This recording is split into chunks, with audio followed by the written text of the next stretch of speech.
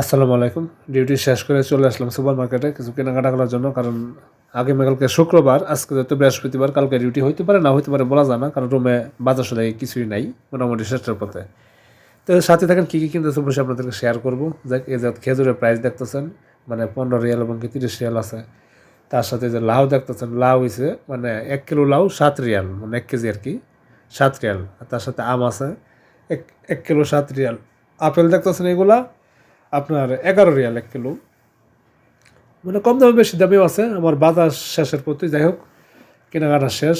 আমি কিছু মরিচ নিলাম আর রসুন নিলাম আর পেঁয়াজ নিচ্ছি। পেঁয়াজ বলে তারাই কে গেছি গা মার্কেটের ভিতরেই, রুমে যে এমন হয়েছে।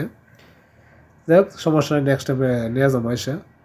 সবথেকে ভালো লাগলো আজকে মানে আপুকে চাউল, মানে 5 কিলো চাউল, যেমন আগে মানে অরিজিনাল প্রাইস ছিল 48 রিয়াল, এই জায়গাতে মানে হয়তো সুপার মার্কেটের প্রাইস চলতেছে 30 রিয়াল। এই কারণে আপুকে চাউল 5 কেজি নিয়ে নিলাম। আর তার সাথে ডিম নিলাম 1 কেজি। ডিমের দাম একদম কম, যেহেতু গরম বেশি।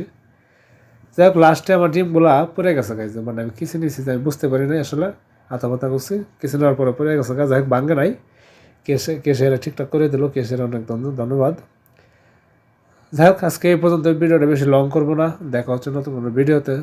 আর আমার ভিডিওগুলো যদি ভালো লাগে অবশ্যই লাইক দিয়ে পাশে থাকতে পারেন এবং কি আমার ফেসবুক আইডিটা ফলো দিতে পারেন।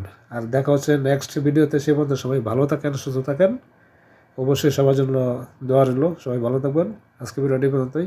আল্লাহ হাফেজ।